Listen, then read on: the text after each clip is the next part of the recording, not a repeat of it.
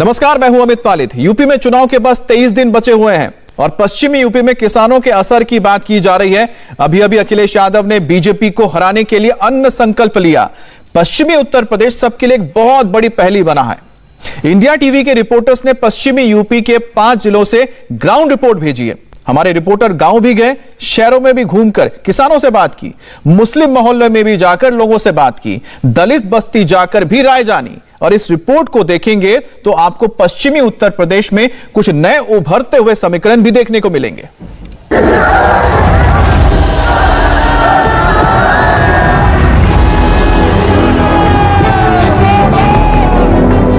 UP का पहला phase, योगी का ग्राफ ऊपर जा रहा है या अखिलेश ने मुकाबला खड़ा कर दिया है।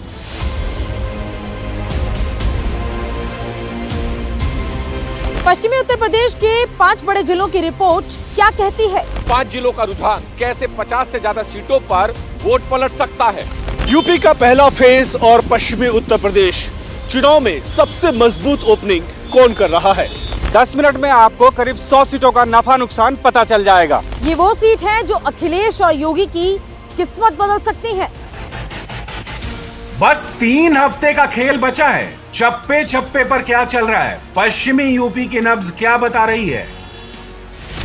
जात, मजहब, हिंदू, मुस्लिम, जाट, गुर्जर, दलित, ब्राह्मण और ठाकुर, इतने सारे समीकरण चुपचाप कौन कैसे नाप रहा है? पश्चिमी यूपी के 3 बड़े सेंटर देखिए, आपको करीब 100 सीटों का मूड पता चल जाएगा। अलीगढ़ में 7 विधानसभा सीट है। मेरठ और बुलंदशहर में भी विधानसभा की 7-7 सीट हैं और इन सभी जगह पर वोटिंग 10 फरवरी यानी पहले चरण में होगी। सबसे पहले चलते हैं अलीगढ़ और देखते हैं जनवरी की सर्दी में अलीगढ़ कैसे चुनाव के लिए तैयार हो रहा है। उत्तर प्रदेश विधानसभा चुनावों के पहले चरण में अलीगढ़ की 7 विधानसभा सीटों पर वोटिंग होनी है और उत्तर प्रदेश की जनता का मिजाज जानने के लिए हम अलीगढ़ पहुंच चुके हैं और अलीगढ़ आए और अलीगढ़ मुस्लिम यूनिवर्सिटी की बात ना हो, ऐसा कैसे हो सकता है? अलीगढ़ मुस्लिम यूनिवर्सिटी जो कि 1920 में जिसकी स्थापना हुई थी और पिछले साल यानी कि 2020 में इस यूनिवर्सिटी ने अपने 100 साल पूरे किए। ये वो यूनिवर्सिटी है जिससे निकले पढ़े हुए छात्रों ने अलग अलग क्षेत्रों में भारत का नाम रोशन किया है। कई राष्ट्रपति, उपराष्ट्रपति यहीं के स्टूडेंट रहे हैं और इसी यूनिवर्सिटी के स्टूडेंट से हम जानेंगे कि आखिर यहाँ का स्टूडेंट इस बार के चुनावों को लेकर क्या सोचता है। यूपी की हवा फिर योगी जी जीतेंगे। अगर MIM उभर कर ऊपर आती है तो इसका मतलब ये है कि जो वादा खिलाफियां पिछले दिनों रीजनल पार्टीज ने उत्तर प्रदेश में आवाम से करी हैं तो ये उसका साइड इफेक्ट होगा और इनको सेल्फ इंट्रोस्पेक्शन की जरूरत है। लेकिन हाँ, मैं एक बात जरूर कहना चाहूंगा कि बीजेपी के हवाले से लोग सब लोग ये कहते हैं साहब बीजेपी को हराओ, तो और वोट जो है वो कटना नहीं चाहिए। तो मैं जितनी भी रीजनल पार्टीज है, खासतौर से समाजवादी है, बसपा तो ऑलमोस्ट बिल्कुल जो है वॉकआउट कर गई है इलेक्शन से, तो मैं ये दरख्वास्त करूंगा कि साहब MIM को मेन स्ट्रीम में लेकर जो वोट का कटाव है उसको रोकना चाहिए था और अगर उसको नहीं रोक रहे हैं दैट मींस कि आप एक सर्टेन कम्युनिटी को बिल्कुल साइडलाइन करना चाहते हैं। आप उसका वोट तो चाहते हैं लेकिन उसको मुद्दे को डिस्कशन में रखना नहीं चाहते हैं। तो अलीगढ़ में आपने सुना कि लोगों ने किस तरह से जिक्र किया कि जो मुस्लिम समुदाय है उसको साथ लेकर चलना चाहिए। ऐसे में जो सपा RLD है उन्हें AIM को भी लेकर साथ चलना चाहिए। इस वक्त आपको बता दें कि AIMM के चीफ असदुद्दीन ओवैसी भी एक प्रेस कॉन्फ्रेंस कर रहे हैं, सीधा सुनते हैं उनको। सर, आपकी तैयारी कैसी है? अपनी 9 कैंडिडेट्स की क्या है? हाँ, हमारे पार्टी प्रेसिडेंट ने इस बात का ऐलान किया है कि हम लोग उत्तर प्रदेश के विधानसभा में 100 विधानसभा की सीट पर लड़ने की तैयारी कर रहे हैं और पहली लिस्ट हमने फर्स्ट फेज़ की जारी की है और भी कैंडिडेट्स दूसरे फेज़ के और दूसरे जितने फेज़ हैं उसके जारी किए जाएंगे और हम लोग पूरी तैयारी कर रहे हैं, पूरी तैयारी के साथ इस चुनाव में मुकाबला कर रहे हैं और जाहिर है कि इलेक्शन कमीशन के गाइडलाइंस को फॉलो करते हुए, क्योंकि फिज़िकल रैलीज अलाउ नहीं कर रहे हैं, तो हम लोग वर्चुअल रैलीज भी करेंगे और जो भी मॉडर्न टेक्नोलॉजी के जो टूल्स हमारे पास हैं उसको इस्तेमाल करेंगे इलेक्शन कमीशन के रूल्स और गाइडलाइंस को देखते हुए। सर, आपकी रैलियों में काफ़ी तादाद में भीड़ इकट्ठा होती है। ये भी कहा जाता है कि आपकी रैलियों में भीड़ लाई नहीं जाती है, खुद इकट्ठा होती है और आपको यूपी में रिस्पॉन्स भी मिल रहा था। ऐसी स्थिति में जब इस तरह के रिस्ट्रिक्शंस लगे हैं तो आपको नहीं लगता कि आपको नुकसान होगा जो आप फिजिकल रैलियां नहीं कर रहे हैं? नहीं, तो देखिए हम अकेले तो नहीं है, हर पॉलिटिकल पार्टी को इलेक्शन कमीशन ने कह दिया कि फिजिकल रैलीज अलाउ नहीं करेंगे। तो जब किसी को अलाउ नहीं कर रहे हैं तो फिर उसका दूसरा तरीक़ा ये है कि वर्चुअल रैली करें, सोशल मीडिया पे और डिजिटल मीडिया पे अपने प्रेजेंस को बढ़ाएं और वो कोशिश करेंगे। और इलेक्शन कमीशन ने और भी सहूलत दी है कि अगर एक हॉल होगा उसमें 50% कैपेसिटी पर आप वहाँ पर मीटिंग कर सकते, तो वो भी हम लोग देखेंगे। हम अकेले पार्टी तो नहीं है इसमें, सब पार्टीज़ हैं उसमें, तो जाहिर है सबको इस बात की तकलीफ़ है कि फ़िज़िकल रैलीज़ नहीं हो रहे हैं। मगर अब जो भी है, अब हमको उसको इस्तेमाल करके आगे बढ़ना है, अपने पैगाम को पहुँचाना है। और मुझे यकीन है कि जो हमने पिछले 4-5 महीने में मैंने करीब 60 के करीब सभाएँ की हैं, उसका भी अच्छा असर होगा। तो सर क्या कोविड की वजह से रिजल्ट्स पे इम्पैक्ट पड़ेगा यूपी में? अब ये बताना मुश्किल है कि किस तरीके से कोविड फैलेगा, क्या होगा। बट अब इलेक्शन कमीशन ने अपने विजडम में फ़ैसला लिया है चुनाव कराने का, तो हम पॉलिटिकल पार्टीज़ में पूरा अपना ताउन देंगे, कोऑपरेट करेंगे ताकि लोग ज़्यादा से ज़्यादा निकल कर अपने वोट का इस्तेमाल करें और हमारी पार्टी के उम्मीदवारों को कामयाब करें। सर, मौजूदा रिस्ट्रिक्शंस के मद्देनजर आपका हैदराबाद से सुना गया है कि आपका हैदराबाद से आप कैंपेनिंग नहीं कर पा रहे हैं, तो आप लखनऊ में कैंप करने वाले हैं? नहीं, तो बात बिल्कुल सही है। अब जैसा ही ये हमारे कैंडिडेट्स का नॉमिनेशन हो जाएगा, प्रोसेस शुरू हो चुका है, तो यकीनन मैं लखनऊ भी जाऊंगा, वेस्टर्न यूपी में भी जाकर किसी जगह पर अगर हम वर्चुअल रैली करेंगे, आवाम से मुलाकात होगी या जो भी इलेक्शन कमीशन के रूल्स और गाइडलाइंस के तहत काम करना है करेंगे। सर, वही पुराना सवाल जो आपके बारे में कहा जाता है कि आप उत्तर प्रदेश में बीजेपी को जिताने के लिए इतनी मेहनत कर रहे हैं, न कि अपनी सीटें जीतने। अब ये तो इल्ज़ाम ज़िंदगी भर मुझ पर लगता रहेगा, इसकी मुझे कोई फ़िक्र नहीं है। सवाल ये पैदा होता है कि 2014 में, 17 में, 19 में क्यों उत्तर प्रदेश में बीजेपी जीती। मेरे सवाल का जवाब कोई नहीं दे पा रहा है। इसलिए नहीं दे पा रहा है कि सच्चाई ये है कि ये तमाम नाम निहाद सेकुलर पार्टीज़ बीजेपी को हराने में नाकाम साबित हुई हैं। और ये भी कोई नहीं बता पा रहा है कि 2019 में एमआईएम पार्टी सिर्फ 3 लोकसभा की सीट लड़ी, तो बीजेपी कैसे 306 के ऊपर जीत जाती है। तो ये सब सवालात हैं। ये बौखलाहट का शिकार और फ्रस्ट्रेशन का शिकार होकर इनको अपनी शिकस्त नज़र आ रही है। इनके पास खुद आइडियोलॉजिकली और इंटेलेक्चुअली कैपेसिटी नहीं है बीजेपी को हराने की, तो इसीलिए मजलिस पर इल्ज़ाम लगाते हैं। सर, एक सीनियर जर्नलिस्ट ने एक आर्टिकल लिखा है कि आप थोड़ा यूपी इलेक्शन नज़दीक आया, थोड़ा स्लो हो गए, आप उतने तेवर, उतना आक्रामकता नहीं रहेगी। नहीं, तो उनको अपनी राय का हक हासिल है। वो सीनियर कितने हैं, जूनियर कितने, मुझे उससे परवाह नहीं है। लोग लिखते रहते हैं, अब उनको खुशी हो रही है या पेट में दर्द हो रहा है मेरे को नहीं मालूम, मगर हम तो अपना काम कर रहे हैं और करते रहेंगे।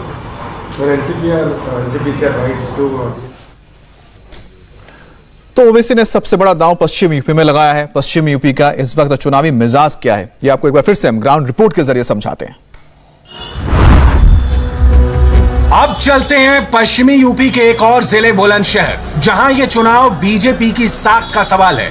बुलंदशहर को देखें तो यहां करीब 15,000 गांव हैं। करीब 35 लाख की आबादी वाला ये जिला दिल्ली से 100 किलोमीटर ही दूर है। ये वो जिला है जहां 2017 में 7 सीटें बीजेपी ने जीती थी। इस बार उसने यहां से 4 सिटिंग एमएलए का टिकट काट दिया है, जबकि 3 प्रत्याशी पुराने ही हैं। एंटी इनकम्बेंसी का खतरा भी है और किसान आंदोलन के बाद नए समीकरण भी है। बुलंदशहर में 64% हिंदू आबादी है, करीब 35% मुसलमान हैं। हिंदुओं में दलित, लोध, राजपूत, ब्राह्मण, ठाकुर, जाट सबकी आबादी 10% के करीब है। अब देखते हैं बुलंदशहर की एक और सीट स्याना। स्याना का मिजाज देखने से पहले यहां की टक्कर देखिए। स्याना में बीजेपी से देवेंद्र सिंह लोधी के सामने आरएलडी के दिलनवाज खान है। बाकी पार्टियों के उम्मीदवार भी जल्दी तय हो जाएंगे, लेकिन फिर भी टक्कर इस वक्त बीजेपी और समाजवादी पार्टी और आरएलडी के बीच में है। और इस बार यहां से अखिलेश और जयंत चौधरी ने उस नेता को टिकट दिया है जिसका पूरा परिवार कांग्रेसी रहा है। बुलंदशहर के सियाना में इस बार दिलनवाज खान आरएलडी के टिकट पर चुनाव लड़ रहे हैं। इनका परिवार लंबे समय से सियासत में है। दिलनवाज खान के दादाजी और पिताजी कांग्रेस के विधायक रह चुके हैं। 2012 में तो दिलनवाज खान भी इसी सीट से कांग्रेस के विधायक रह चुके हैं। इस बार क्या है सियासी समीकरण, ये बात करने के लिए इस वक्त मैं सियाना विधानसभा क्षेत्र में हूं और हमारे साथ ये तमाम वो लोग हैं सियाना विधानसभा क्षेत्र के, अलग अलग गांव के, अलग अलग इलाके के। इनसे बात करेंगे, समझेंगे कि क्या समीकरण है, क्या मुद्दा है इस बार और कैसे लोग ये मन बना रहे हैं कि किसको वोट दिया जाए। सर, क्या नाम है आपका? शब्बीर अहमद हूँ। शब्बीर साहब, क्या लग रहा है इस बार क्या माहौल है आपके सियाना विधानसभा क्षेत्र में? सियाना विधानसभा क्षेत्र के लोगों की राय अभी स्पष्ट तो नहीं कह सकते, लेकिन ऐसा लगता है कि जैसे लोग बदलाव के मूड में हैं। किस आधार पे आप लोग वोट करेंगे? वो अखिलेश की वजह से करेंगे और क्या। अच्छा, अखिलेश यादव करेंगे जी। बीएसपी कहीं सीन में है? बीएसपी नहीं है, बीएसपी नहीं है। आपका क्या नाम है सर? साकिब चौधरी नाम है मेरा। चौधरी साहब, क्या इस बार सीन बन रहा है आपके विधानसभा क्षेत्र में? कुछ गठबंधन जो हो रहा है आरएलडी और समाजवादी पार्टी, उसका असर दिख रहा है? बहुत असर दिखेगा इसका, आने वाले चुनाव में बहुत बड़ा फर्क पड़ेगा। इस बार जो है चुनाव में बहुत बड़ा बदलाव होने की उम्मीद है। हमारे जो पूर्व विधायक थे उनके काम से जनता नाराज है। कई गांवों में विरोध भी हुआ उन लोगों का, पुतले भी फूंके गए। बुलंदशहर की सियाना सीट पर समाजवादी पार्टी मजबूत नहीं रही है।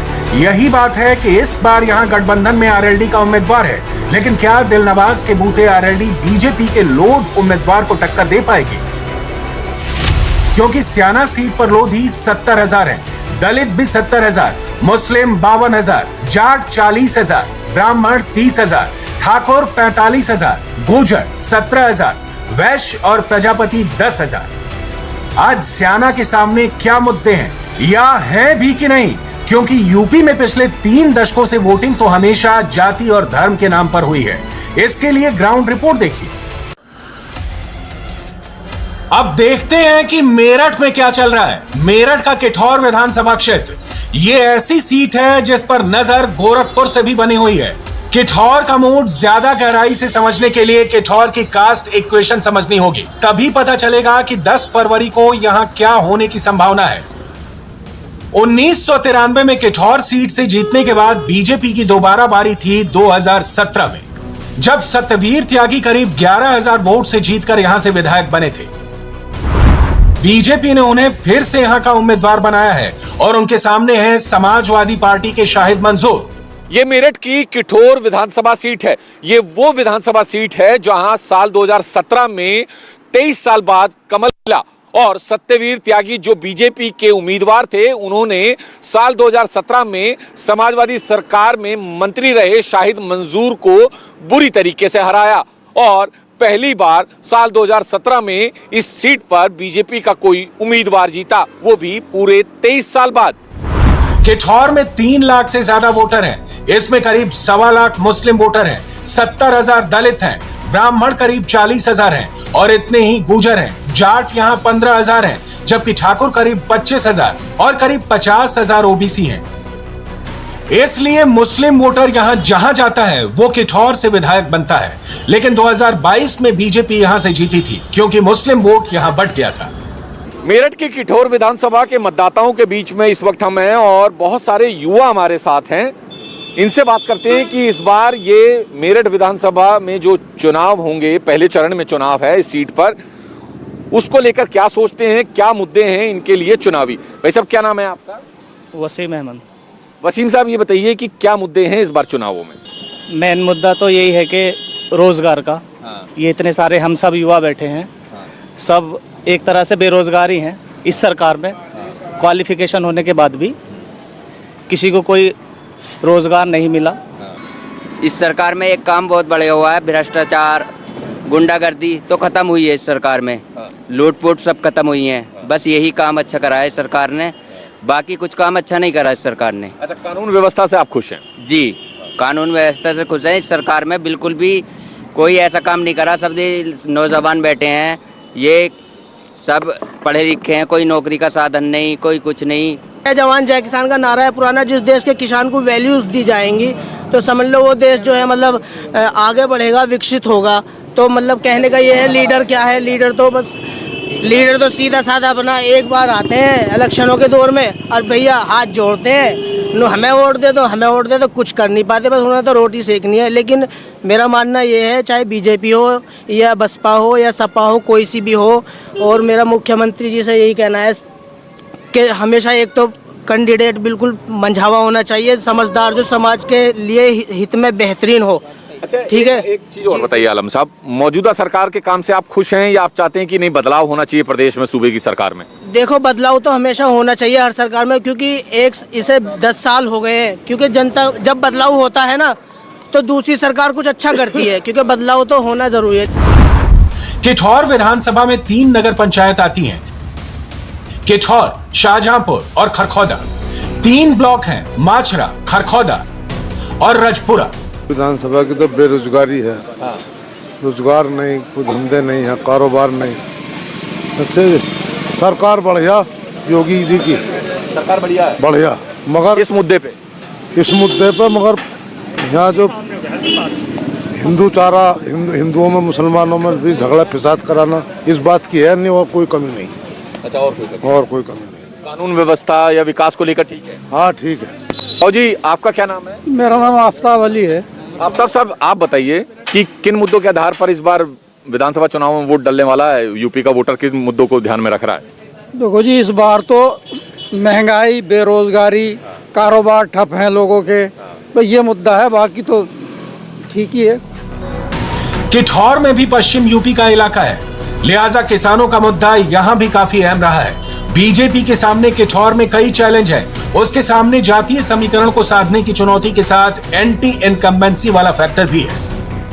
इंडिया टीवी हर वक्त हर जगह डाउनलोड करने के लिए सर्च करें India TV news Google play store या ऐप स्टोर पर।